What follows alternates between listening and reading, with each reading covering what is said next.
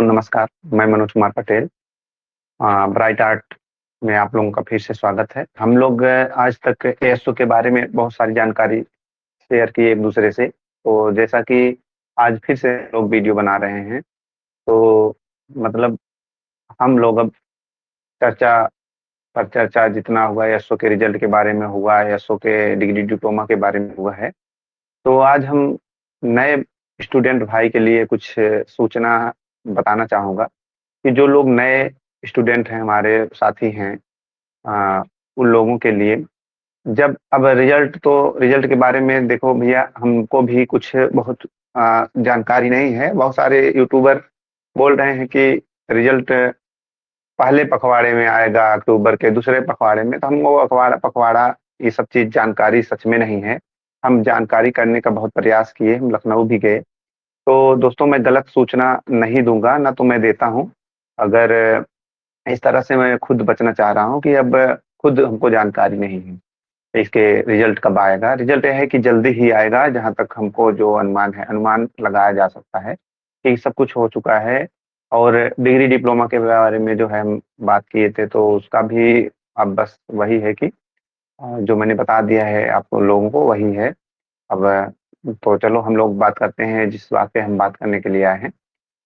तो सबसे पहली बात ये है कि हमारे जितने भी एसओ साथी हैं और सब जो तैयारी करना चाह रहे हैं, जो लोग तैयारी करना चाह रहे हैं एसओ के, तो हम ये मान के चल रहे हैं कि सब भैया, हमारे भैया-बहन जितने भी हैं, सब लोग जो है पोस्ट ग्रेजुएट होंगे ही होंगे।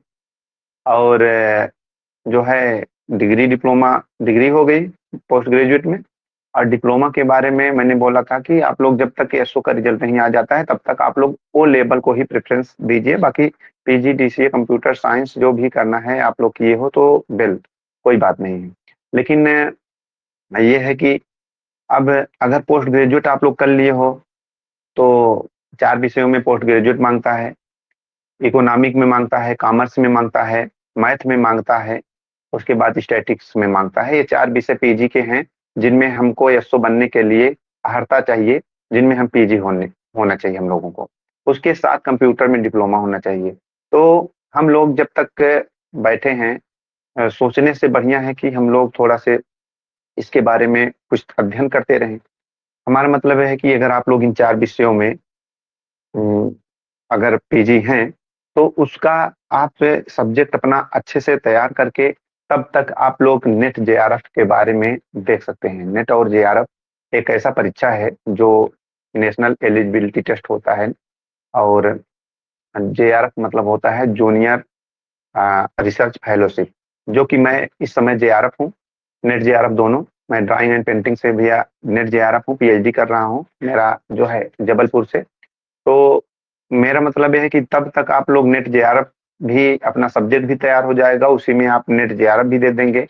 और देखिए एएसओ में पूछता क्या है, 30 प्रश्न हिंदी पूछता है, 30 प्रश्न जो है आपका सब्जेक्ट पूछता है, 30 प्रश्न जो है जीएस जनरल अवेयरनेस पूछता है, जिसमें जीएस रहता है। उसके बाद जो है वो क्या नाम है, करंट अफेयर्स रहते हैं। और 30 प्रश्न जो है आपके सब्जेक्ट से रहते हैं, जो जिन विषय में पीजी हैं, उन विषय को इस मिला के 4 सेगमेंट होता है। 4 सेगमेंट में आपका 120 प्रश्न बनते हैं। तो 120 प्रश्न को तैयार करने में अगर थोड़ा-सा और मेहनत कर दीजिएगा, तो आप लोग नेट या जेआरएफ निकाल लेंगे। और नेट जेआरएफ निकालने का फ़ायदा ये है कि भैया, आप लोग जेआरएफ निकालने के बाद कहीं किसी भी यूनिवर्सिटी में अगर आप लोग पीएचडी के लिए अप्रूव हो जाते हैं, पीएचडी में दाखिला ले लेते हैं, तो आप लोगों को पर मंथ 45,000 रुपए महीने मिलने लगते हैं। तो 5 साल तक लगभग तकरीबन कहने का मतलब 28 से 30 लाख आप लोगों को मिल जाएगा ये पैसे। बाकी आप लोग तैयारी भी करते रहिए। तो कहने का अर्थ ये है कि हम लोग जब तक समय इसके बारे में सोच रहे हैं, वैकेंसी कब आएगी, कब नहीं आएगी, रिजल्ट कब आएगा, नहीं आएगा, उसको छोड़ करके हम अपने प्रिपेयर में जुट जाएँ, लग जाएँ। वो एएसओ का भी काम करेगा और आपके नेट जेआरएफ में भी काम करेगा।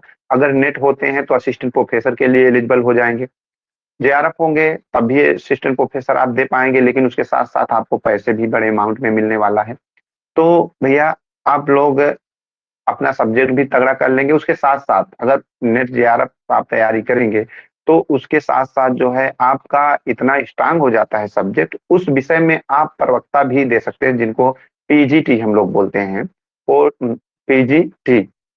हाँ, तो पीजीटी प्रवक्ता के लिए जो इंटर कॉलेज में टीचर्स होते हैं, उनके लिए भी आप एलिजिबल रहेंगे और वहाँ पे अगर प्रदेश माध्यमिक शिक्षा सेवा चयन बोर्ड से इसकी वैकेंसी हर साल आती भी है और लोक सेवा आयोग से भी आती है, इसकी वैकेंसी लेक्चरर की। तो आप लोग इसमें भी अपना भविष्य देख सकते हैं, साथ ही एएसओ का भी देख सकते हैं। तो इस तरह से हमारा कहने का मतलब है भैया, अगर एएसओ के साथ-साथ आप लोग इसका भी आप लोग इसमें ऐड कर सकते हैं और क्योंकि एक ही लाइन में तैयारी करना है, हट के करना नहीं है। केवल अगर इसमें पढ़ना आपको अलग से है तो थोड़ा-से हिंदी पढ़ना है। हिंदी आपका सब्जेक्ट में नहीं है, JRF, net JRF, assistant professor तक, पीएचडी तक लेकर के, लेकिन आपका 30 ही प्रश्न पढ़ना है। हिंदी तो वैसे भी लगभग लोगों को आता रहता है।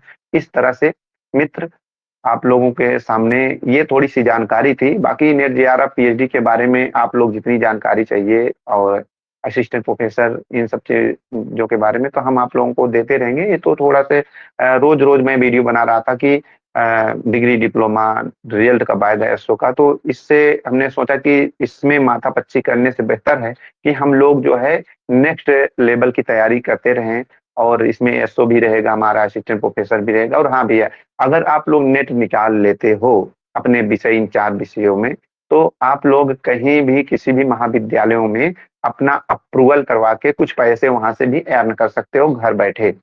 तो इस तरह से कर भी रहे हैं पूरे उत्तर प्रदेश में, जो लोग नेट हैं उनको पता है, अगर इसके बारे में जानकारी चाहिए तो कमेंट करिएगा। तो हम इसके भी बारे में आप लोगों को बेहतर से बेहतर चीज़ें बता दूँगा कि कैसे आप लोग नेट के ज़रिए पैसे कमा सकते हो और जो है ऊपर से नेट रहेगा तो एक और अलग से रुतबा रहता है कि नेट एक हायर एजुकेशन में आता है, एक अच्छी अ एग्ज़ाम होती है इसका, अच्छा एग्ज़ाम है राष्ट्रीय स्तर का है अपने, तो इस तरह से है भैया।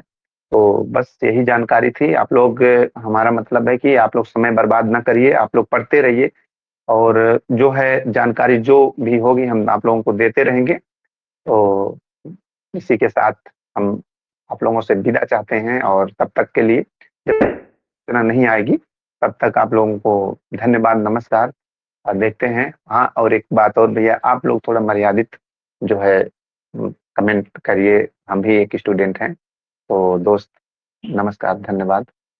इसी के साथ